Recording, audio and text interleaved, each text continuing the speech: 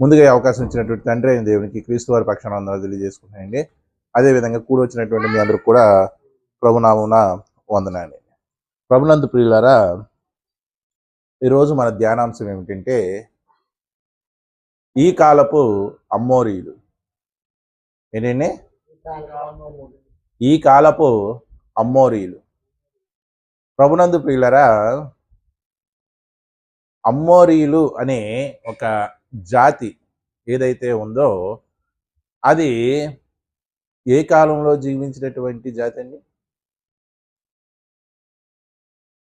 ఇశ్రాయేలీలు ఐగుప్తు బానిసత్వం నుండి విడిపించబడిన తర్వాత కానానుకు వెళ్ళేటువంటి ఆ ప్రయాణంలో ఆ కానానులో ఎక్కువ భూభాగంలో నివసించేటువంటి జాతి ఎవరంటే ఈ అమ్మోరీలు.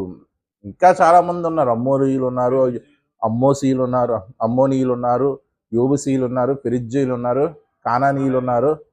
ఇలాగా చాలా జాతులు ఉన్నాయి. కానీ ఆ కానాను భూభాగంలో నివసించేటువంటి ప్రధానమైనటువంటి జనాభా లేకపోతే జాతి ఏదంటే అమ్మోరీలండి.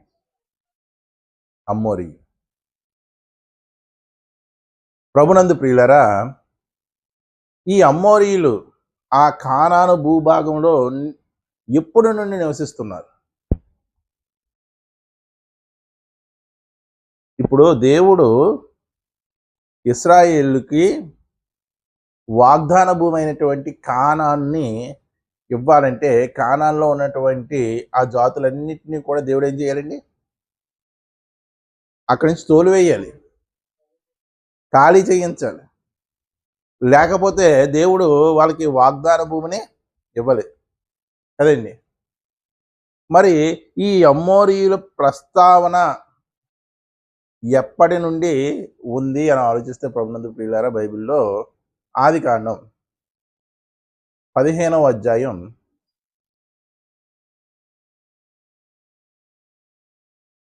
16వ వచనం. ఆదికాండం 15వ అధ్యాయం 16వ వచనం.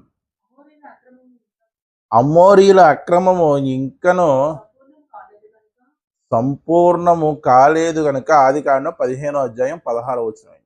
అమ్మోరీల అక్రమము ఇంకా సంపూర్ణము కాలేదు కనుక నీ 4వ తరము వారు ఇక్కడికి నువ్వు ఉన్న చోటికి మరలా వచ్చేదిరని నిశ్చయముగా తెలుసుకోమని అబ్రహాముతో దేవుడు చెప్పాను. ప్రభునందు ప్రియులరా, అబ్రహాముకు దేవుడు సంతాన వాగ్దానము ఇచ్చినటువంటి సందర్భంలో దేవుడు చెబుతున్నటువంటి మాట ఏమని చెబుతున్నాడంటే, ఇదిగో నువ్వు పండు ముసలివయ్యి మంచి వృద్ధాప్యమునందు నీ పితరుల దగ్గరికి నువ్వు చేర్చబడతావు. 15వ వచనంలో అదే ఉందండి. నీవు క్షేమముగా నీ పితరుల యొద్దకు చేరిపోదువు. అదిగో అబ్రహాముకు జరగబోయే సందర్భాన్ని తెలియజేస్తున్నటువంటి మాట. ఇదిగో నువ్వు మంచి వృద్ధాప్యమందు నీ పితరుల యొద్దకు నువ్వు చేరుకుంటావు. అంతేకాకుండా 16వ వచనంలో ఏమంటున్నాడంటే, అమ్మోరీల అక్రమము ఇంకను, చూడండి, అక్రమము ఇంకా సంపూర్ణము కాలేదంట. ఎవరు అక్రమము? అమ్మోరీల గురించి అబ్రహాముకు దేవుడు ఎందుకు చెప్తున్నాడండి? అమ్మోరీయుల గురించి వారి నివాస స్థలాన్ని, అమ్మోరీయుల యొక్క నివాస స్థలం ఇందాక చెప్పాను. కానానులో ప్రధానంగా చాలా జాతులు నివసిస్తాయి. ఎక్కువ భూభాగంలో నివసించేవారు ఈ అమ్మోరీయులు. అంటే దేవుడు అబ్రహాముతో మాట్లాడుతున్నటువంటి మాట ఇంచుమించు ఎన్నో సంవత్సరాల తర్వాత మాట మాట్లాడుతున్నాడు. అర్థమైందండి మీకు? నీ 4వ తరం వారు. మళ్ళీ చదవండి ఒకసారి మాట. అమోరీయుల అక్రమం ఇంకా సంపూర్ణము కాలేదు గనుక నీ 4వ తరము వారు అదిగోండి, అబ్రహాము యొక్క 4వ తరం వారు ఎవరండి? అబ్రహాము తర్వాత అబ్రహాం తర్వాత ఎవరండి? అంత డౌట్గా చూస్తారండి. అబ్రహాము, ఇస్సాకు, యాకోబు. యాకోబులో నుండి వచ్చినటువంటి 12 మంది. దేవుడు ఏమంటున్నాడు? నీ 4వ తరం వారు ఇక్కడ ఖచ్చితంగా వస్తారు. అంటే ఎవరు 4వ తరం వారు? అబ్రహాము, ఇస్సాకు, యాకోబు. యాకోబుకు వచ్చినటువంటి 12 మంది కుమారులు. ఇక్కడ చాలా మంది మిస్ అయిపోయారా లేదా? అబ్రహాంకి ఎంతమంది కుమారులు? ఎంతమంది కుమారులు అన్నాడు?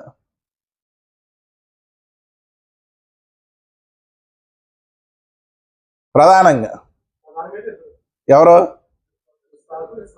ఇస్సాకు, ఇష్మాయేలు. అంటే ఇప్పుడు ఎవరు పక్కకి వెళ్ళారు? ఇష్మాయేలు పక్కకి వెళ్ళి ఎవరు మిగిలారు? ఎందుకంటే వాగ్దాన పుత్రుడైనటువంటి ఇస్సాకు. మళ్ళీ ఇస్సాకు ఎంతమంది కుమారులు?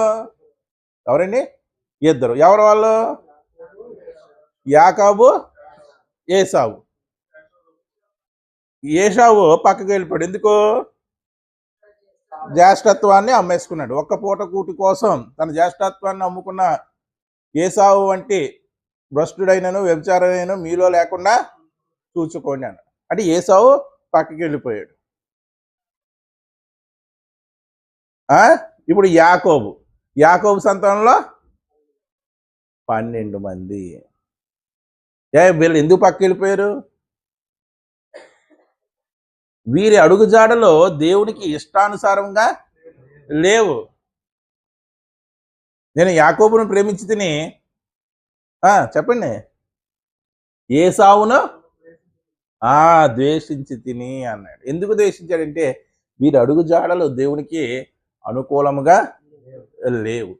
అంటే ఇప్పుడు అబ్రహాముకి దేవుడు వాగ్దానం చేస్తున్నాడు, ఖచ్చితంగా ఈ ప్రదేశంలో నువ్వు ఉన్న ప్రదేశానికి ఎవరు వస్తారంటే నీ 4వ తరం వారు ఖచ్చితంగా వస్తారు. ఆ 4వ తరం వారు వచ్చినప్పుడు అక్కడ అమోరీయులు ఇంకానే ఉంటారు. అంటే అబ్రహాము కాలం నుంచి అమోరీయులు ఉన్నారా లేదా? అమోరీయుల అక్రమము ఇంకా సంపూర్తి కాలేదు. నీ 4వ తరం వారు ఇక్కడికి వస్తారు. అంటే ఆ అమోరీయుల అక్రమం ఏదైతే ఉందో ఆ అక్రమము సంపూర్తి అయిన తర్వాత 4వ తరం. అర్థమైందండి? అంటే ఇక్కడ మనం గమనించవలసింది, దేవుడు అమోరీయుల అక్రమం ఇంకా సంపూర్తి కాలేదంటుంటే వారి అక్రమాలను దేవుడు ఎంతకాలం ఒప్పుకుపెట్టాడు? అర్థం చేసుకోండి. అక్కడ అమోరీయుల అక్రమం ఇంకా సంపూర్తి కాలేదంటున్నాడు. అంటే వారి యొక్క అక్రమాలను దేవుడు ఎంతకాలం ఒప్పుకుపెట్టాడు? కొన్ని 400 సంవత్సరాలు అనుకోండి ఇంచుమించు. యాకోబు ఇశ్రాయేలు దగ్గరికి వచ్చేటప్పుడు. మరి ఇశ్రాయేలు బానిసత్వంలో ఇంకెన్ని సంవత్సరాలు ఉన్నారు? ఇంచుమించు ఇంకో 400 సంవత్సరాలు ఉన్నారా లేదా? ఇంచుమించు ఒక 800 సంవత్సరాలు దేవుడు వారికి మారడానికి అవకాశం. ఎప్పుడన్నమాట? అబ్రహాముతో అన్నమాట. అమ్మోరీయుల అక్రమము ఇంకా, అమ్మోరీయుల పాపం ఇంకా పండలేదు. అంటే చూడండి, ఒక పాపి మారడానికి దేవుడు ఎంత కాలం వెయిట్ చేస్తాడు? మనం ఏమనుకుంటామంటే ఒక పాపకి వెంటనే ఏమొచ్చాలనుకుంటాం? శిక్ష వచ్చేయాలనుకుంటాం. కానీ దేవుడు అలాగా కంగారు పడేవాడు కాదు. అంటే న్యాయం తీర్చడంలో ఎప్పుడు కూడా ఏమవ్వకూడదు? తొందర పడకూడదు. కోర్టులో కేసులు ఎందుకు అన్ని వాయిదాలు వేస్తారనుకుంటున్నారు? మనం అనుకుంటాం ఇలా పని పాట లేదేమో అనుకుంటాం. కాదు, వాళ్ళు న్యాయ నిపుణులు. ఏదైనా ఒక కోర్టు ఒక తగాదా విషయంలో న్యాయం తీర్చాలంటే ఏం చేస్తుందంటే కొంత సమయాన్ని ఏం చేస్తుంది, ఖచ్చితంగా తీసుకోవాలి. అర్థమైందండి? ఇప్పుడు ఈ అమ్మోరీయులకి దేవుడు న్యాయం తీర్చాలంటే ఏం చేయాలి దేవుడు? కొంత సమయం కాదు, చాలా సమయం ఇవ్వాలి. మనకి కూడా దేవుడు అలాగే ఇస్తున్నాడు. ఇస్తున్నాడా లేదా? ఊహ తెలిసిన దగ్గర నుంచి నీకు ఎంత సమయం ఇచ్చాడు బాప్తిసం తీసుకునేంత వరకు?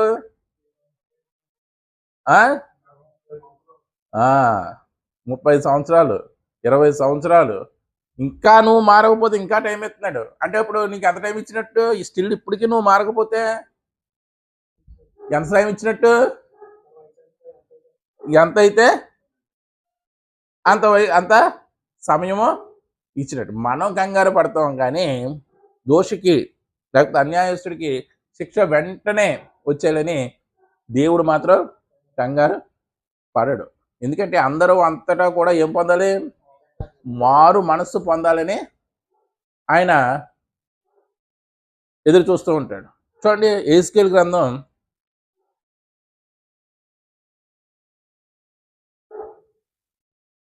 16వ అధ్యాయం 23వ వచనం ఒకసారి చూడండి.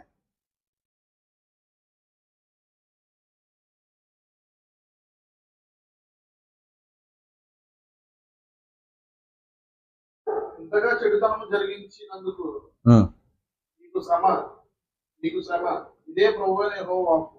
చూడండి 16, 23, 16 ఒకసారి చూడండి. యెహెజ్కేలు గ్రంథం.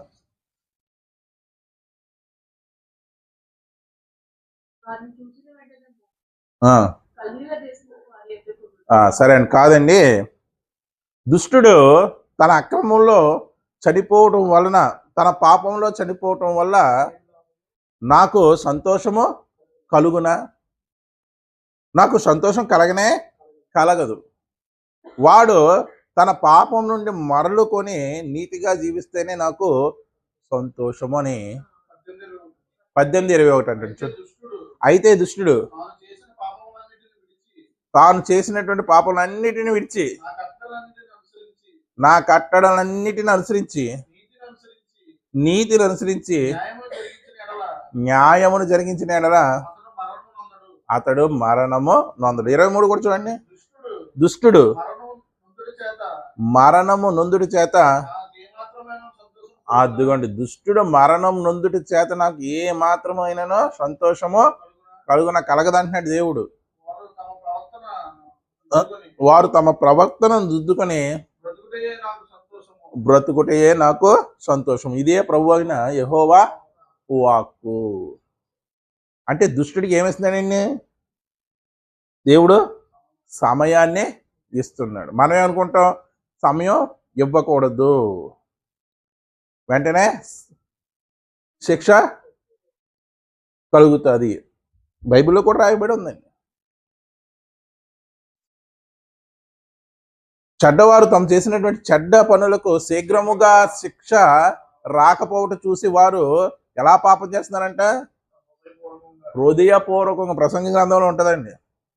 హృదయపూర్వకంగా పాపము చేస్తున్నారంట. అంటే అక్కడ చెప్పబడిన సందర్భం ఏంటంటే, నన్ను ఎవరో చూడడం లేదు కదా, నన్ను ఎవరో శిక్షించడం లేదు కదా అని వాళ్ళు అనుకుంటున్నారే కానీ, ఇదిగో దేవుడు నాకు సమయాన్ని ఇస్తున్నాడు అని వారు గ్రహించలేకపోతున్నారు. చెప్పండి రిఫరెన్స్. ప్రసంగం 8:11 అండి. దుష్క్రియకు తగిన శిక్ష శీఘ్రముగా కలగపోటు చూచి మనుష్యులు భయము విడిచి, ఇదిగోండి, హృదయపూర్వకముగా ఏం చేస్తారంటే దుష్క్రియ. చాలండి. చూడండి, మనిషి ఎందుకు దుష్క్రియ చేస్తాడంటే శీఘ్రంగా శిక్ష రాకపోవడం వల్ల. శీఘ్రంగా శిక్ష ఎందుకు రాకపోయడం లేదు ప్రభు అంటే దేవుడు ఇస్తున్నటువంటి సమాధానం ఏంటి? వాడికి నేను సమయం ఇస్తాను. వాడు దుష్టత్వంలో చనిపోవటం నాకు సంతోషం కాదు. వాడు ప్రవర్తన దిద్దుకుని వాడు బ్రతకడమే నాకు సంతోషం అండి. అంటే ఇప్పుడు అమ్మోరీయులకి ఎంతకాలం ఇచ్చాడో ఆలోచించండి. వీళ్ళు అమ్మోరీయులు అక్రమం చేసేవారండి. ఏం అక్రమం అంటే, వారు దేవుని విడిచి వారు ఇతర దేవతలను పూజించేవారు. అంతేకాకుండా భయంకరమైనటువంటి వ్యభిచారులు, భయంకరమైనటువంటి అనాగరిక పద్ధతులను పాటించేవారు. ఇందుకే ఎవరు ఈ అమోరీయులు? ఎవరు ఈ అమోరీయులు అంటే ఆదికాండం ఒక్కసారి తీయండి. ఆదికాండం 10వ అధ్యాయం 15వ వచనం. ఆదికాండం 10వ అధ్యాయం 15వ వచనం. కానాను తన కానాను తన ప్రథమ కుమారుడగు ప్రథమ కుమారుడగు సీదోనును, సీదోనును ఫిలిష్తీయులను, ఆ, యెబూసీయులను, ఆ, అమోరీయులను, ఆ, గెర్గాషీయులను, ఆ, హివ్వీయులను, ఆ, అర్కీయులను, ఆ, సీనీయులను, ఆ, అర్వాదీయులను, ఆ, హెమారీయులను, ఆ, హమదీయులను ఆ. కనాను. అదిగో. అంటే ఎవరి సంతానం ఈ అమోరీయులు? కానాను ఎవరు? కానాను ఎవరు చెప్పండి? కానాను ఎవరండి? నోవాహు మనం కరెక్ట్గా చెప్పారు. నోవాహు మనవడు. నోవాహు కొడుకులు ఎంతమంది? షేము, హాము, యాపేతు. ఇప్పుడు ఎవరు కుమారుడు అంటారు? ఆ? హాము కుమారుడు. అబ్రహాము ఎవరు సంతానం నుంచి వచ్చాడు? ఈ మూడిట్లో వచ్చి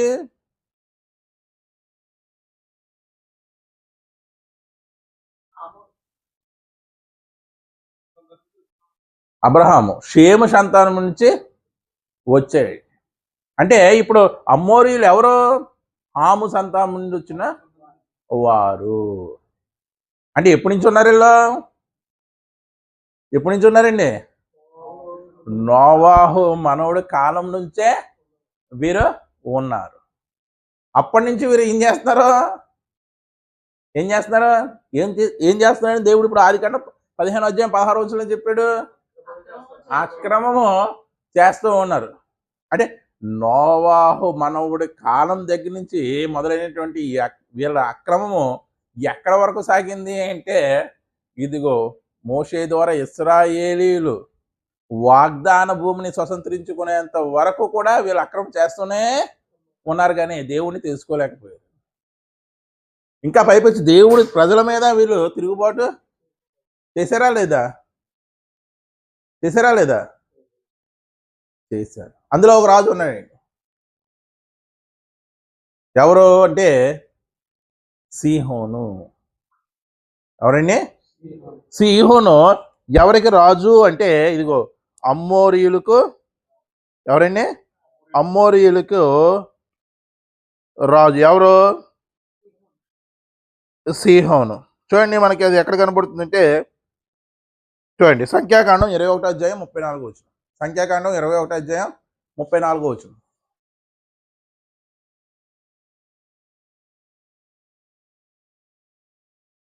21వ అధ్యాయం 34వ వచనం. యెహోవా మోషేతో ఇట్లనెను, ఆ, అతనికి భయపడకుము, ఉమ్. నేను అతనికి ఎవరికి భయపడొద్దు అంటున్నాడంటే, బాషాను రాజు అయినటువంటి ఓగుకు మీరు భయపడకండి. యెహోవా మోషేతో ఇట్లా అన్నాడు, అతనికి భయపడకము, నేను అతన్ని అతని సమస్త జనమును అతని దేశమును నీ చేతికి అప్పగించి తిని, నీవు యెష్బోనులో నివసించిన అదిగోండి అమ్మోరీయుల రాజైన సిహోనుకు చేసినట్లు ఇతరికి చేయదు. మరి సిహోనికి ఏం జరిగిందంటే, అదే మళ్ళీ చరిత్ర అయిపోతుంది, చాలా సమయం అయిపోతుంది. ఈ బాషాను రాజు అయినటువంటి ఓగు, అమోరీయుల రాజు అయినటువంటి సిహోను, వీరిద్దరూ ఏం చేశారంటే, ఇశ్రాయేలీయులు కానాను ప్రయాణం చేస్తున్నప్పుడు వారి యొక్క దేశంలో నుండి వీరిని వెళ్ళనివ్వలేదండి. ఏం చేశారండి? వీళ్ళని వెళ్ళనివ్వలేదు. ఎందుకు వెళ్ళనివ్వలేదంటే, ఇశ్రాయేలీయులు చాలా తక్కువ మందా?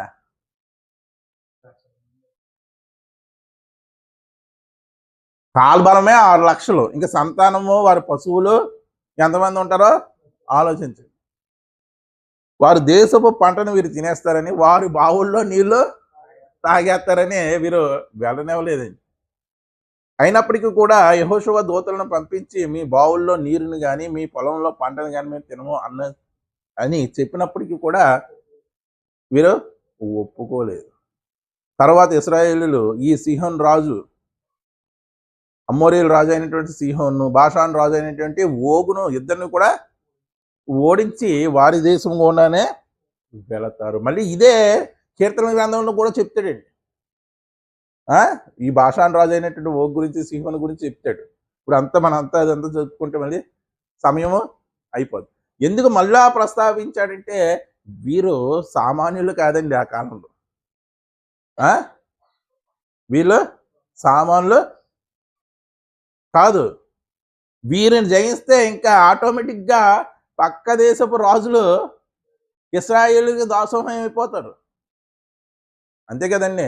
ఇప్పుడు టీచరు క్లాసులో అల్లరి చేసేవాడిని చితక్ కొట్టేసాడు అనుకోండి, మిగతా వాళ్ళందరూ కూడా అక్కని చితక్ కొట్టేసామంటే చెల్లి అవుతుంది, వచ్చేస్తుందా లేదా? అలాగా అందుకే దేవుడు కూడా తన ప్రణాళికలు ఏం చేశాడంటే బలమైనటువంటి రాజులు, అంటే బలమైనటువంటి రాజులని, వాళ్ళు ఎంత బలమైనటువంటి వారంటే అమ్మోరీయులు అంటే చాలా ఎత్తుగా ఉండేవారు, చాలా బలాఢ్యులు. ఒకసారి ద్వితీయోపదేశకాండం చూడండి. ఒకసారి ద్వితీయోపదేశకాండం ఒక్కసారి చూడండి. 3వ అధ్యాయం 11వ వచనం. 3వ అధ్యాయం 11వ వచనం.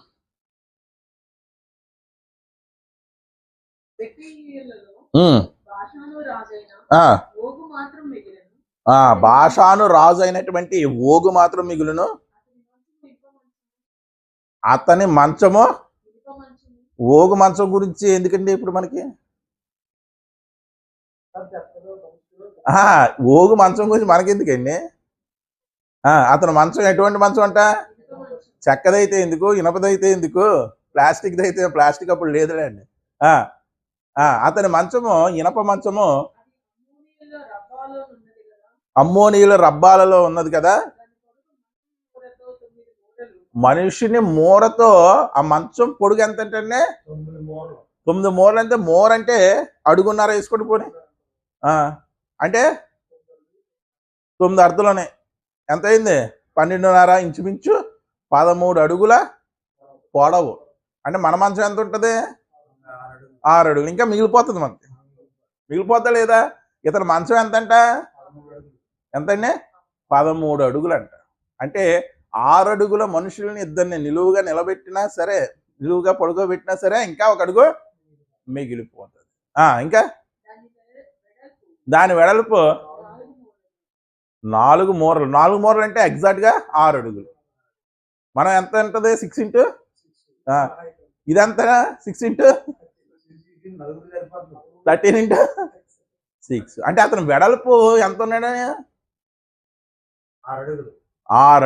6 అడుగులు అంటే 6 అడుగులు ఉండకపోవచ్చులే, ఇంచుమించు 4 అడుగులన్నా ఉంటాడు. మనం ఎంత ఉంటాం?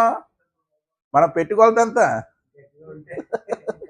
6'2" మహా అయితే, అంతేనా? ఇతని కొలత చూడండి. అంత బలిష్టమైనటువంటి రాజు మాత్రమే బలిష్ఠులు కాదు, అతని దగ్గర ఉన్న సైన్యం కూడా అంత ఎత్తరులైనటువంటి మనుషులు, బలిష్ఠులైనటువంటి మనుషులు.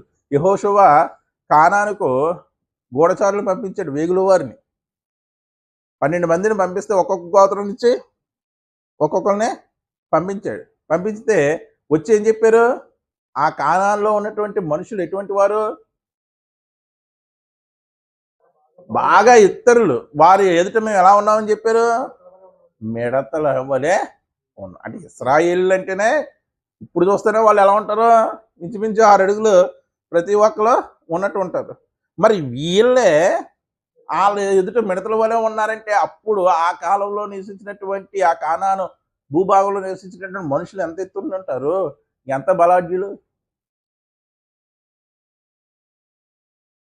నెఫీలు ఆదికాండంలో చెప్పబడింది కదా, దీర్ఘ దేహులు. అటువంటి వారిని దేవుడు వీళ్ళ చేత ఓడింప చేశాడు. ఈ అమ్మోరీయులు మనం ఆలోచిస్తే ఇశ్రాయేలులకి సహోదరులా కాదా? చెప్పాలండి. అంతే కదా. ఇప్పుడు షేము సంతానం నుంచి అబ్రహాము వచ్చాడు, అంతే కదా. అబ్రహాము నుంచి యాకోబు వచ్చాడు, యాకోబు నుంచి ఇశ్రాయేలు 12 గోత్రాల జనాంగం వచ్చారు కదా. అక్కడ హాము సంతానం నుంచి ఎవరు వచ్చారు? అమ్మోరీలు వచ్చారు. ఏమవుతారు అసలుకి? సహోదరులు అవుతారా లేదా? అవుతారు. అంటే సహోదరుల్ని వీరు వారి దేశం మార్గం గుండా నడపనివ్వలేదు, వెళ్ళనివ్వలేదు. అది కూడా దేవుడు అక్రమంగానే ఎంచాడు. అప్పుడు మొదలైనటువంటి అక్రమము ఎప్పుడు మొదలైంది? ఇశ్రాయేలుల కాలంలో మొదలు అవ్వలేదు, నోవాహు కాలంలో మొదలై ఉండొచ్చు వీళ్ళ అక్రమం. అప్పటి నుండి కూడా ఎప్పటి వరకు కొనసాగింది? ఇశ్రాయేలు వాగ్దాన భూమిని స్వతంత్రించుకుని అప్పటి వరకు వీరి యొక్క అక్రమం కొనసాగుతూనే ఉంది. అందుకే దేవుడు అబ్రహాముతో చెప్పేటప్పుడే అమ్మోరీల అక్రమము ఇంకనూ సంపూర్తి కాలేదు. సంపూర్తి అయిపోయిందా? తర్వాత కాలంలో ఇశ్రాయేలు వాగ్దాన భూమిలోకి ప్రవేశించిన తర్వాత సంపూర్తి అయిపోయిందా లేదా? సంపూర్తి అయిపోతేనే కదండి అమ్మోరీల రాజు అయినటువంటి సీహోను జయించుకుని వారు ముందుకెళ్ళారు. ఆ ప్రాంతంలో నివసిస్తున్నటువంటి అమ్మోరీయులు ఏమయ్యారంటే ఇశ్రాయేలు దగ్గరే ఒక స్వల్ప జాతులుగా ఉండిపోయారు. అంటే ఒక దాసుల జాతుగా మిగిలిపోయారు అన్నమాట. అక్కడే ఉన్నారు కానీ ఏమైపోయారు? దాసులు అయిపోయారు. ఎవరికి? ఇశ్రాయేలీయులకి. అంటే చూడండి, ఎందుకు వారు దాసులు అయిపోయారు అంటే దేవుడు ఇచ్చినటువంటి ఆ దీర్ఘ కాలాన్ని వారి తరాల్లో ఏ తరం కూడా ఉపయోగించుకోలేదు. ఎన్ని తరాలు అయ్యి ఉండొచ్చండి. కానాను దగ్గర నుంచి మొదటి కానాను నుండి ఇక్కడ ఇతను వచ్చాడు అమ్మోరి. ఆ అమ్మోరి తరం దగ్గర నుంచి మొదలు పెట్టుకుని ఈ ఇశ్రాయేలు వాగ్దాన భూమికి ప్రవేశించేంత వరకు కూడా ఎన్ని తరాలు గడిచుంటాయి? ఇదిగో ఐగుప్తులో ఉన్నటువంటి ఇశ్రాయేలుని దేవుడు తన అద్భుతమైనటువంటి మహిమ చేత నడిపించాడు. వాళ్ళు ఇక్కడికే వస్తున్నారు, ఈ ప్రాంతాన్ని వారు స్వాధీనం చేసుకుంటారు అని వారికి తెలిసే ఉంటుందా లేదా? తెలిసే ఉంటుంది. అయినా సరే వారు మారు మనసు పొంది రాహాబులాగా, రాహాబు మారు మనసు పొందిందా లేదా? ఏమంది వేగుల వారితో? మీ దేవుడైనటువంటి యెహోవా కార్యాలు చూసి మా రాజు గక్క గుండెలు ఎప్పుడో చెదిరిపోయాయి. అంటే ఏంటి? ఇంత బలమైనటువంటి దేశాలని జయించుకుంటూ వచ్చేస్తుంటే మిగతా శత్రు రాజ్యాలు ఆటోమేటిక్గా ఇశ్రాయేలుకి ఏమయ్యారంటే దాసోహం అయిపోయారు, అడ్డు తొలగిపోయారు. మా గుండెలు ఎప్పుడో. మరి రాహాబు ఎలా మారిందండి? రాహాబు ఎలా మారింది? ఎవరన్నా సువార్త ప్రకటించారు రాహాబుకి? వీళ్ళు వెళ్ళేటప్పటికే ఓబే అయిపోయింది. వేగుల వారు వెళ్ళేటప్పటికే ఏమైపోయింది? ఓబే అయిపోయింది. ఎలాగే ఓబే అయిపోయింది? విని దేవుడు ఐగుప్తు నుండి ఇశ్రాయేలు తీసుకొచ్చినటువంటి విధానాన్ని విని ఏమైపోయిందంటే ఓబే అయిపోయింది. మరి ఇదే విధంగా వాళ్ళకి కూడా తెలుస్తుందా లేదా?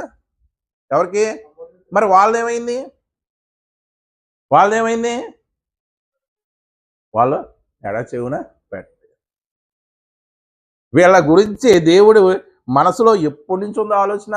ఇదిగో అబ్రహాము కాలం నుంచి ముందు వారి అక్రమం ఇంకా సంపూర్తి కాదు. నీ పాపం పండేంత వరకు దేవుడు చూస్తాడా? సొదొమ గొమొర్రా గురించి చూసాడా లేదా? వారి యొక్క విజ్ఞాపన, వారి గురించి నా దగ్గరకు వచ్చినట్టు విజ్ఞాపన ప్రకారం వారు చేసితిలో లేదో నేను చూచి అన్నాడా లేదా? 19వ అధ్యాయం. నేను దిగిపోయి వారి యొక్క మొర చెప్పున వారు చేసితిలో లేదో చూచి. అంటే దేవుడు తెలియదా చేస్తున్నప్పుడు?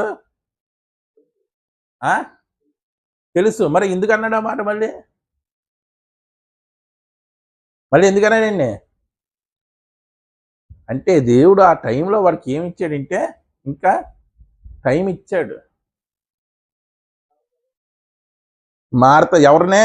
సొదొమ గొమొర్రా మనుష్యులని. అంటే వారు అలా చేశారో లేదో నేను చూచి అంటే ఇంకా వారు లెక్క తేల్చేస్తాడని. ఏంటి అంటే చూసి అంటే ఇంకా చూస్తాను, నాకు తెలియదు వాళ్ళు ఏం చేస్తున్నారని కాదు అక్కడ. అర్థమైందండి? వాళ్ళు అలాగా లేదో చేశారో లేదో న్యాయం తీర్చేస్తాను, వారి లెక్క తేల్చేస్తాను. అంటే సొదొమ గొమొర్రా మనుషుల గురించి దేవుడికి ముందే ఏం వెళ్ళింది? మొర వెళ్ళింది. వాళ్ళ యొక్క వ్యభిచార ప్రవర్తన గురించి, వారి యొక్క భయంకరమైన కార్యాల గురించి మొర వెళ్ళింది. మొర వెళ్ళినప్పుడే నాశనం చేయొచ్చు కదా. లోతు కాలానికే ఎందుకు నాశనం చేశాడంటే వారికి ఏమి ఇచ్చాడు దేవుడు? సమయం ఇచ్చాడు. ఇదిగో నీతిమంతుడిని ఒక ఉదాహరణంగా దేవుడు పెట్టాడు. మరి ఈ కాలంలో అమోరీలు ఉన్నారండి. టైటిల్ ఏంటి? ఈ కాలపు అమ్మోరీలు. ఈ కాలపు అమ్మోరీలు ఉన్నారా లేదా? ఆ అమ్మోరీలు అయితే గతించిపోయారు. ఈ కాలపు అమ్మోరీలు ఇంకనే ఉన్నారు. ఎవరంటే అపోస్తలుడైన పౌలు ఒక చక్కని మాట చెప్తుంది చూడండి. రోమీయులకు రాసినటువంటి పత్రిక 2వ అధ్యాయం 4వ వచనం.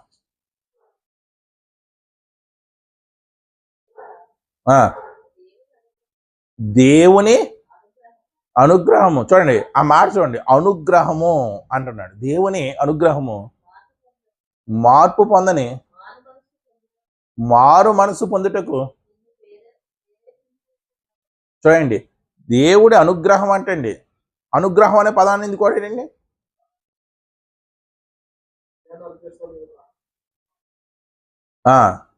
అంటే దేవుడు పాపినైనటువంటి పాపులమైనటువంటి మనల్ని పరిశుద్ధపరచడానికి మనకి దేవుడు ఏమిస్తున్నాడండి? ప్రేరేపణ ఇస్తున్నాడు. ప్రేరేపణతో పాటు సమయాన్ని కూడా ఇస్తున్నాడు. అలా ప్రేరేపణ ఇవ్వడం, అలా సమయాన్ని ఇవ్వడం మనకి అనుగ్రహమేనండి. లేదా దేవుని అనుగ్రహము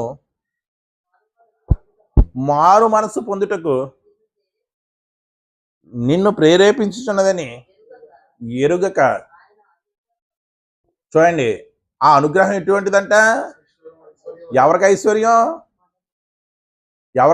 అంటే మనం ఏ ఐశ్వర్యం అంటే పడగెడతాం? కానీ దేవుడి యొక్క అనుగ్రహమే ఏమంటాడు పౌలు? పాపివైన నీకు ఐశ్వర్యం రా బాబు, అదే నిజమైనటువంటి ఐశ్వర్యం. అందుకే అనుగ్రహ ఐశ్వర్యము. ఏంటండి? ఆ ఐశ్వర్యం ఎంత గొప్పదంటే పాపినైనటువంటి నిన్ను ప్రేరేపించేటంతగా గొప్పది. పాపినైనటువంటి నిన్ను ప్రేరేపించేటంత గొప్ప ఐశ్వర్యం. ఎవరి పట్ల ఐశ్వర్యం అంటే మనుషులు కలిగినటువంటి ఐశ్వర్యం. పాపికి ఇంకా ఏమీ ఐశ్వర్యం లేదు, దేవుడి యొక్క అనుగ్రహమే. పాపివైన నీ మీద ఆయన అనుగ్రహం చూపించడమే పెద్ద ఐశ్వర్యం నీకు. ఆయన అనుగ్రహ ఐశ్వర్యము, సహనము, సహనము దీర్ఘశాంతం. అంటే తరతరాల వెంబడి సహనం. ఇందాక చూసాం కదా అమ్మోరీల విషయంలో ఎంత సహనం. తరతరాల సంవత్సరాల సహనం, సహనమును దీర్ఘ శాంతమును. నీ కాఠిన్యమును మారు మనస్సు పొందని నీ హృదయమును అనుసరించి ఉగ్రత దినమందు, అనగా దేవుని న్యాయమైనటువంటి తీర్పు బయలుపరచబడు దినమందు. అదిగో దేవుడు నీకు సమయాన్ని ఇస్తున్నాడు, తన యొక్క అనుగ్రహాన్ని ఐశ్వర్యంగా ఇస్తున్నాడు, తన కృపను చూపిస్తున్నాడు. కానీ మారు మనస్సు పొందని నీ హృదయము, కాఠిన్యము కలిగినటువంటి నీ హృదయము. అంటే ఇంకా పాపంలోనే ఉన్నావు, నువ్వు ఇంకా పాపంలోనే ఉన్నావు. ఆయనేమో ఐశ్వర్యాన్ని అందింప చేస్తున్నాడు. దాన్ని ఏం చేస్తున్నాం మనం? తృణీకరిస్తున్నాం. చదవండి ఇంకా. నీకు నీవే ఉగ్రతను సమకూర్చుతున్నావు. దేవుడు అనుగ్రహ ఐశ్వర్యమును నువ్వు తృణీకరిస్తున్నావు. సహనం అన్నాడు, దీర్ఘశాంతం అన్నాడు. సహనం అన్నాడు, రెండు ఏంటి? సహనం ఏంటి, దీర్ఘశాంతం ఏంటి? సహనం అంటే ఓర్పు, దీర్ఘశాంతం అంటే సహనం అంటే అండి, ఇప్పుడు మనిషి పాపం చేసినప్పుడు దేవుడికి ఉగ్రత పుట్టుకొచ్చేది. ఆ ఉగ్రతను ఏంటి దేవుడు ఏం చేస్తాడంటే ఓర్చుకుంటాడు. సహనం. ఓర్పుకి పదం సహనం.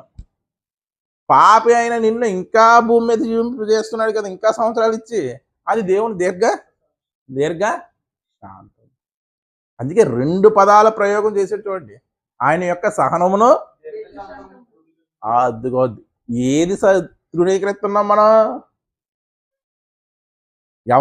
దేన్ని తృణీకరిస్తున్నాం? దైవజనుడు మంచి మాటలు చెబుతుంటే తృణీకరిస్తున్నారా లేదా? 1 గంట దాడి చెప్తే బుర్ర తినేస్తున్నారు ఏంటి? అంటే ఆ మాటలు ఎవరయ్యే? దేవుడు ఎందుకు వినిపిస్తున్నాడు? ఇంకా నీలో పాపపు బీజం, పాపపు ఛాయలు మిగిలిపోయాయి, వాటిని తుడిచేసుకో. పాపపు ఆలోచనలు, పాపపు కార్యాలు చేయకపోయినా పాపపు ఆలోచనలు మిగిలిపోయాయి, వాటిని తుడిచేసుకొని దేవుడు ఏమి వినిపిస్తున్నాడు? వినిపిస్తున్నాడు. మనం ఏమనుకుంటున్నాం? ఆయన సహనం పదే ఆ మాటలు చెప్తున్నాడంటే ఏంటి అండి? ఒక్క పాట అనే సంవత్సరం అంతా చెప్పగలం ఎవరికైనా? ఎంత సహనం ఉండాలి? మీకు 52 వారాలు ఇదే మెసేజ్ చెప్పానంటే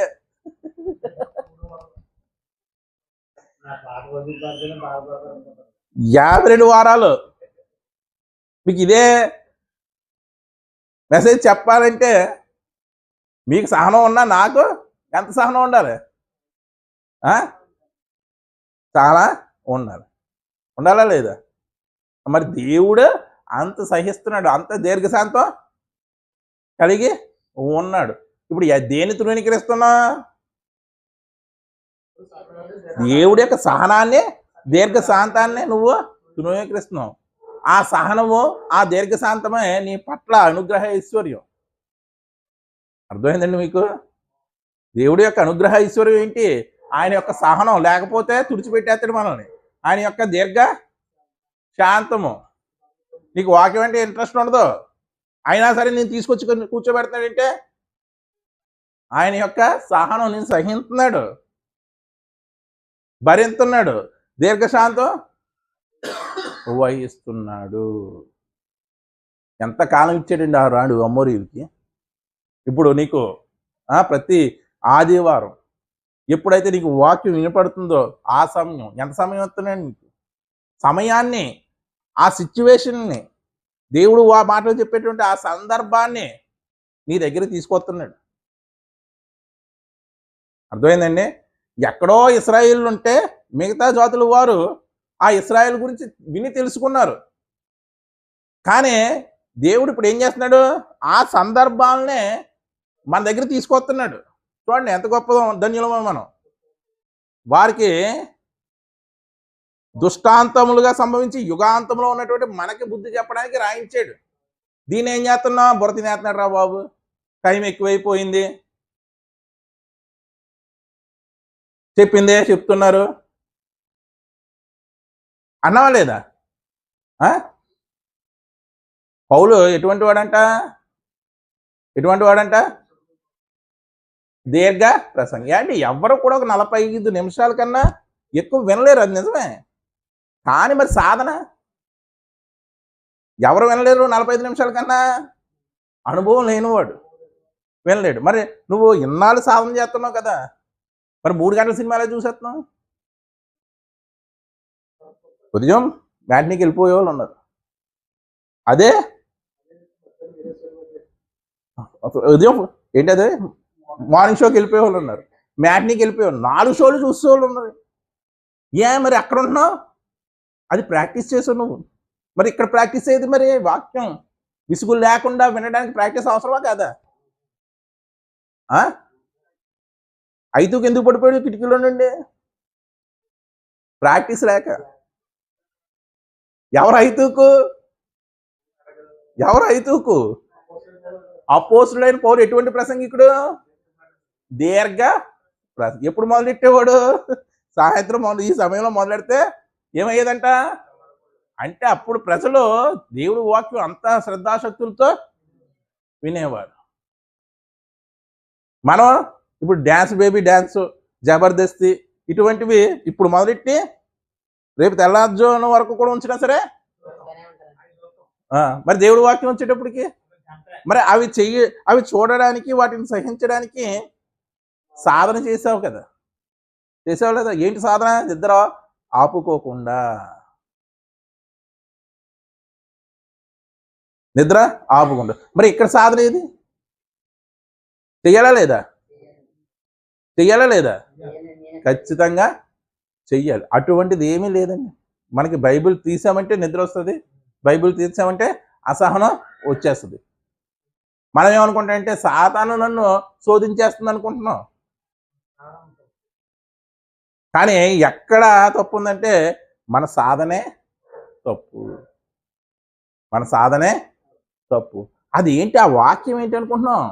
సహన రూపంలో వస్తుంది. ఆ వాక్యం ఏమనుకుంటున్నాం? దేవుని యొక్క దీర్ఘ శాంతము, దేవుని యొక్క దీర్ఘ శాంతం. ఇప్పుడు కొన్ని మందులు ఇటువంటివి వాడేవారు విషయం అంటే అది ఓకే అండి. ఎందుకంటే ఆ మందులకి ఏమవుతుందో ఆటోమేటిక్గా మిగతా వాళ్ళ గురించి చెప్తున్నాను నేను.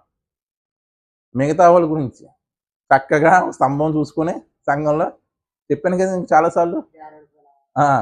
పిల్లలు ఉన్న ప్రదేశానికి పాపులారిటీ ఫ్యాను పిల్లరు పాపులారిటీ ఏంటి ఎక్కువ. వాక్యం అంటే దేవుడి యొక్క సహనం అండి. వాక్యం అంటే దేవుడి యొక్క దీర్ఘశాంతం. అది నిన్ను మారు మనసు పొంది ఇంకా పాపపు స్వభావం, పాపపు లక్షణాలు, పాపపు బీజం, పాపపు మరకలు ఇంకా నీలో ఉన్నాయి, నువ్వు సరి చేసుకొని ఇంకా వినిపిస్తున్నాడు. రోగికి తప్ప ఆరోగ్యవంతుడికి ఇంకా మనకి దైవసేవకుడు అవసరమై ఉన్నాడంటే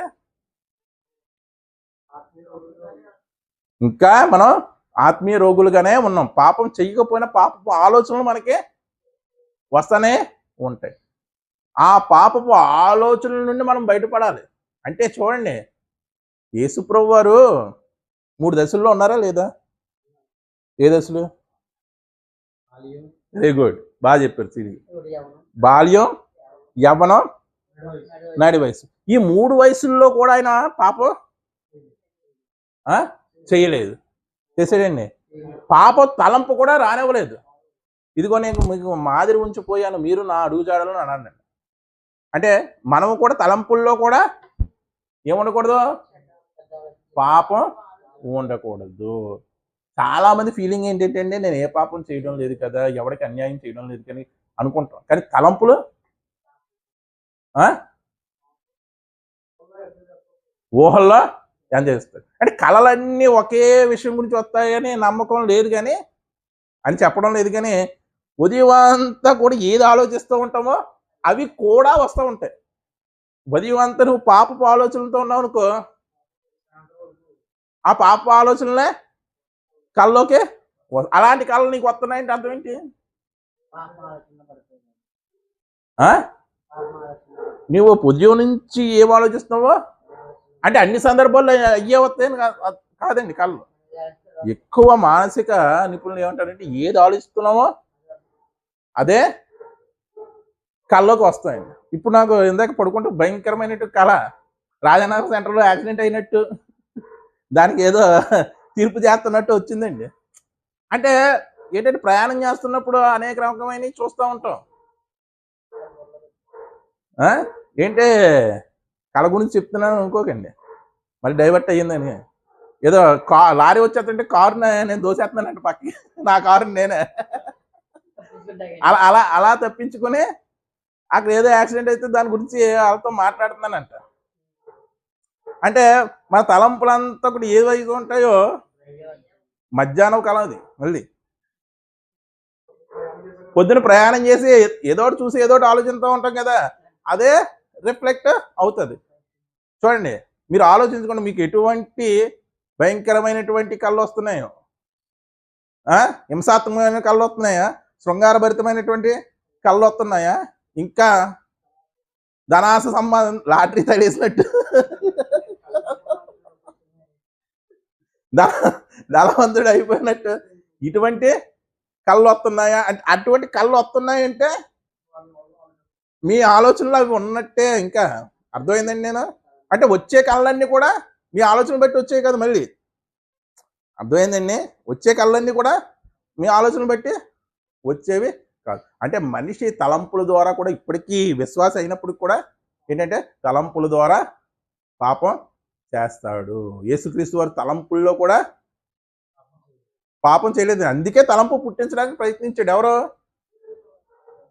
ఏంటండి? అపవాది. మనం ఏమనుకుంటామండి, నేను తాగటం లేదు కదా, నేను సిగరెట్ కాల్చడం లేదు కదా, నేను జూదం ఆడడం లేదు కదా, నేను తిరగడం లేదు కదా అని మనం అనుకుంటాం. కానీ మన తలంపులు ఏమయ్యాయి?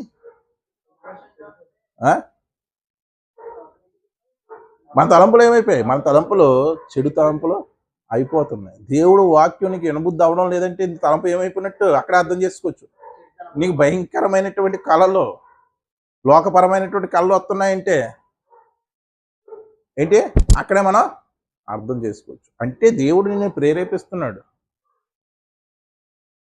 చదవండి మళ్ళీ రోమపత్రిక 2:4 దేవుడు అనుగ్రహించు మారు మనసు పొందుటకు. చూడండి, నేను చదువుతాను. దేవుని అనుగ్రహము అక్కడ కామాయండి, మారు మనసు పొందుటకు నిన్ను ప్రేరేపించుచున్నదని ఎరుగక. దేవుడు అనుగ్రహం ఏం చేస్తుందంటే మారు మనస్సు. ఎప్పుడో పొందేసుకున్నాం కాదు అనడానికి వీల్లేదు. మన తలంపుల్లో ఇంకా మార్పు రాలేదు. ఎవ్రీడే ప్రాక్టీస్ చేసుకుంటూనే ఉండాలి. చూడండి, ప్రేరేపించుదని ఎరుగక ఆయన అనుగ్రహ ఐశ్వర్యమును సహనమును దీర్ఘశాంతమును తృణీకరించుదువా. అలా తృణీకరించి నీ హృదయ కాఠిన్యమును బట్టి మార్పు పొందని నీ హృదయం బట్టి ఉగ్రత దినమును నీకు నీవే ఏం చేస్తున్నావు? ఈ మాటను మన వాళ్ళు చదువుతారండి, మన క్రైస్తవులు చదువుతారు, కానీ మాకు కాదు.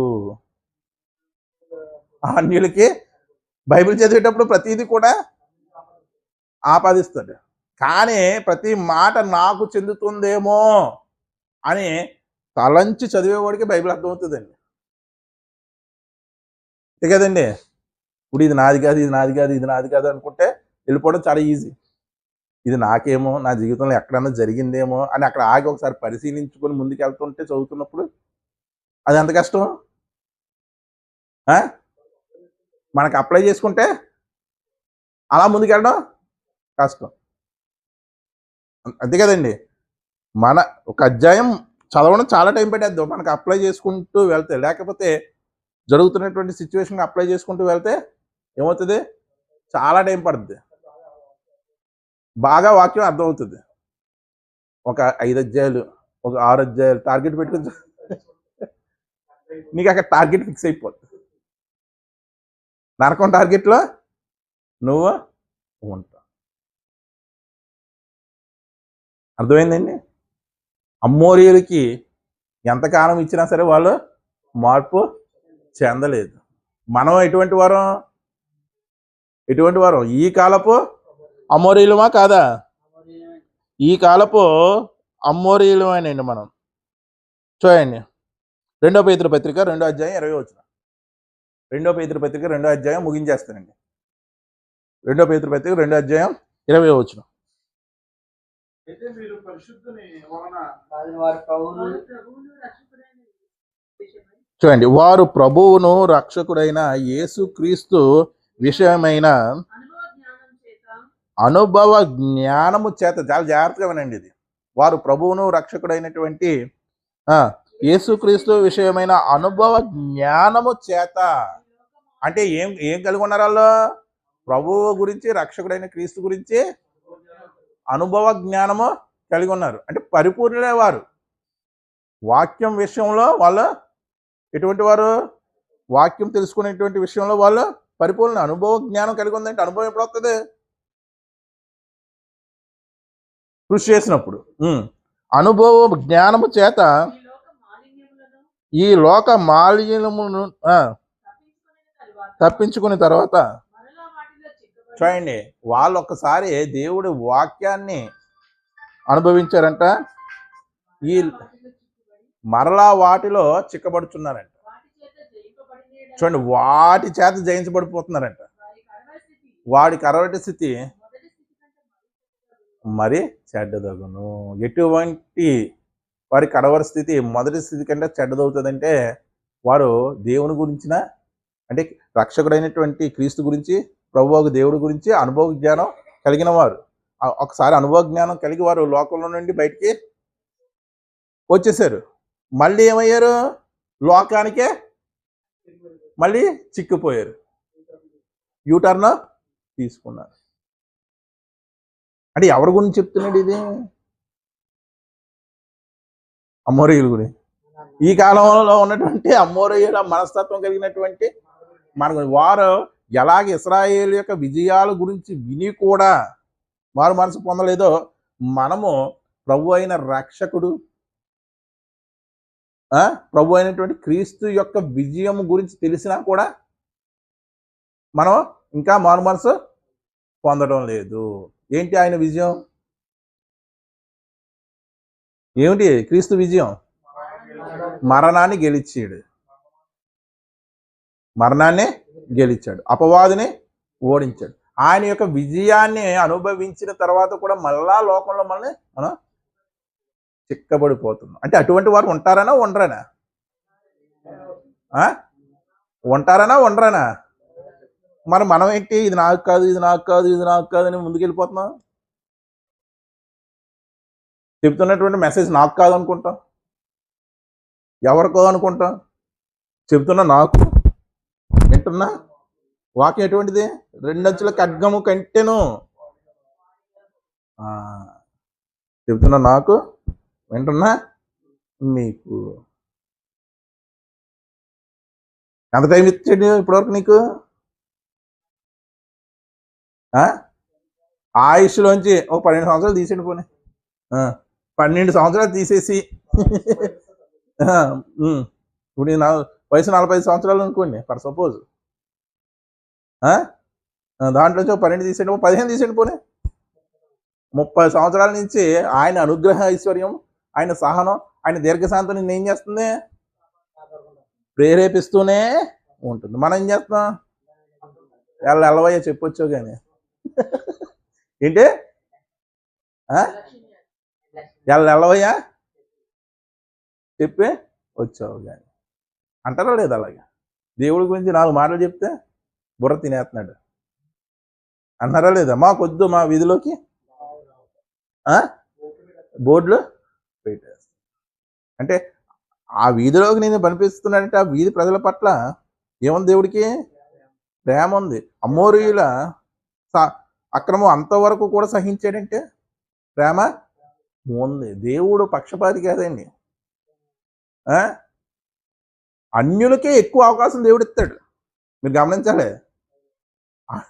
రక్షించబడిన వారికి అవకాశం తక్కువ. ఏంటి? పాపంలో మరలా పడి రక్షించబడ్డం అవకాశం తక్కువ, కానీ అన్యులకి ఎక్కువ టైము ఇస్తాడు. పాపం ఎక్కడ విస్తరిస్తుందో అది ఎవరికి సంబంధించిన వాక్యం? అన్యులకా మనకే? చెప్పాలి కరెక్ట్గా. మనకు 10% వర్తిస్తే అన్యులకి అదే మనకు 10% ఎలా వర్తిస్తుంది? ఉదాహరణ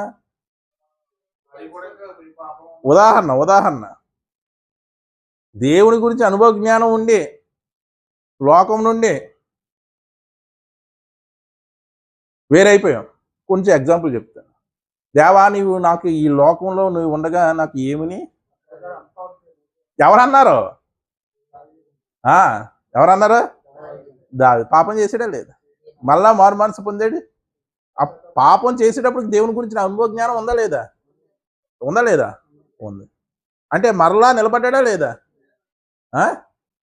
7 మార్లు పడినా సరే నిలబడతావు. 8వ మారు పడితే నిలబడ. ఆడు 99 సార్లు పడినా 100సారి మారితే మనకి 7 సార్లు అవకాశం ఇచ్చాడు, 8వ నీకు అవకాశం లేదు. అర్థమైందండి? అన్యుడు 99 సార్లు పడిపోయినా సరే 100సారి కూడా అడిగే అవకాశం ఉంది. ఈ 100% కూడా అమ్మోరీలు ఏం చేశారు? ఉపయోగించు. 99వ దగ్గర అదే కదా అబ్రహాం బదులు అనుకుంటాడు. ఒక్కడున్నా రక్షిస్తావా? 10 మంది ఉన్నా రక్షిస్తాడా? 30 మంది ఉన్నా? చూడండి, పాపం ఎక్కడ విస్తరిస్తుందో కృప అక్కడ అధికమవుతుందంటే, పాపం చేసి నువ్వు విశ్వాసం ఉండి పాపం చేసేసి మోకాలు వేసేసి దేవుడు క్షమించేస్తనే కాదు, కొంతవరకే అది ఎవరికే ఎక్కువగా ఆపాదించబడుతుందంటే అన్యులకి. అమ్మోరీలు ఎవరు? అన్యులే కదా, ఇశ్రాయేలులో ఉన్నవారు కాదు. రాహాబు ఎవరు? కానీ ఇశ్రాయేలులోకి ఏమైంది? చేరింది. అంటే ఇశ్రాయేలు అంటే ఎవరు? దేవుడి చేత ఏర్పరచుకోబడిన ప్రజలు. మామూలు అర్థం అయితే యాకోబు సంతానం, విశేష అర్థం అయితే ఆ దేవుడి చేత ఏర్పరచుకున్నటువంటి ప్రజల్లోకి ఎవరు వచ్చి చేరింది? రాహాబు వచ్చేరింది, ఒక రూతు వచ్చి చేరింది. మరి వీళ్ళు కూడా అమ్మోరీలు కూడా చేరాలా లేదా? చేరారా? చేరలేదు. దాసులు అయిపోయారు. ఏమైపోయారండి? దాసులు అయిపోయారు. అంటే వారి జీవితాల్లో పాపం చివరి వరకు కూడా తరతరాలు వెంటాడి వేటాడి తరతరాలు కూడా పాపం వాళ్ళని ఏం చేస్తుందంటే దాస్యత్వంలోకి వారిని మరల్చింది.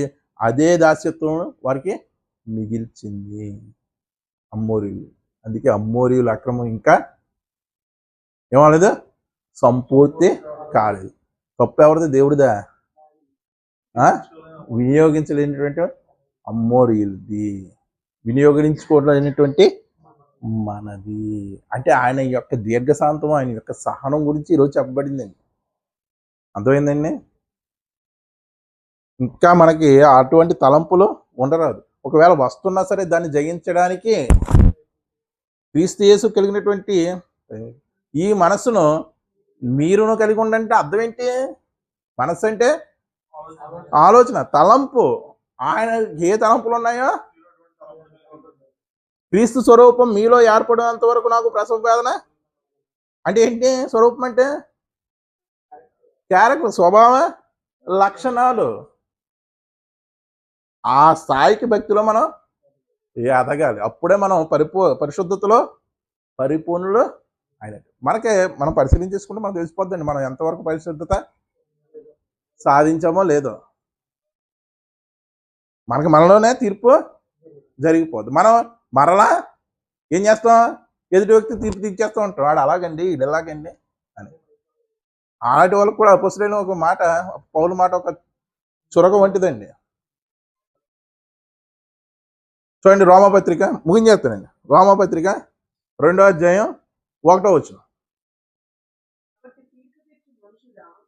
కాబట్టి తీర్పు తీర్చు మనుష్యుడా, నీవెవ్వడవైనవో సరే నిరుత్రుడవై ఉన్నావంటే అర్థం ఏంటండి? ఎక్కడ చెప్పుకోవాలి సమాధానం? దేవుని ఎదుట ఎలా ఉన్నాడంట తీర్పు తీర్చేటువంటి మనిషి? సమాధానం చెప్పలేని వాడిగా ఉన్నాడంట. అమ్మ రోమ 2:1. దేని విషయంలో నువ్వు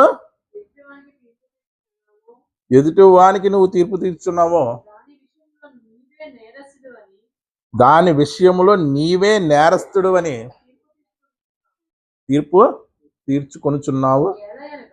ఎలా అనగా, చూడండి, ఏ విషయంలో ఎదుటి వాడిని నువ్వు పట్టుకుంటున్నావో, వాడు అలాగండి వీడు ఇలాగండి అని నువ్వు పట్టుకుంటున్నావో, అప్పుడే అదే విషయంలో నువ్వు కూడా నీకు నువ్వే తీర్పు తీర్చేసుకుంటున్నావు. అర్థమైందండి? ఎందుకనగా నీవు కూడా అట్టి కార్యములను చేయుచున్నావు కదా.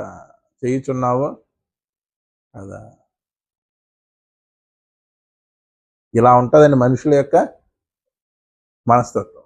గుమ్మడికాయ దొంగ ఎవరంటే భుజాలు.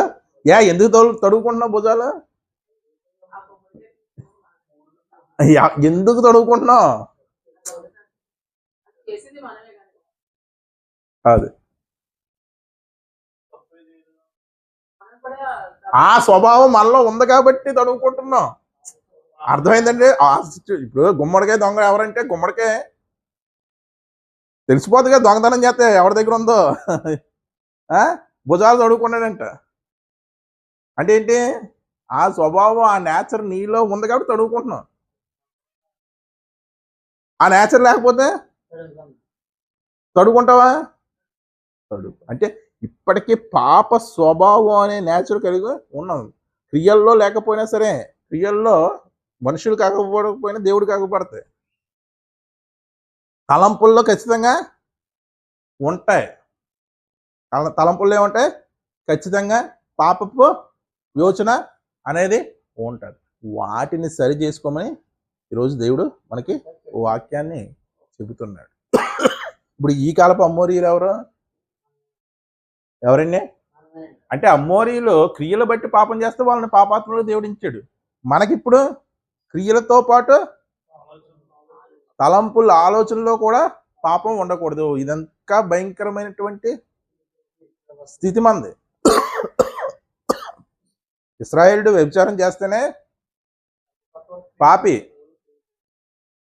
తలంపు ద్వారా వ్యభిచారం చేసాడంటే అప్పుడు పాపి కాదు. ఇప్పుడు రెండూ కూడా నువ్వు వ్యభిచారం చేయకపోయినా తలంపు ద్వారా చేసావంటే పొరుగువాడిని ఆశించొద్దని చెప్పాడు.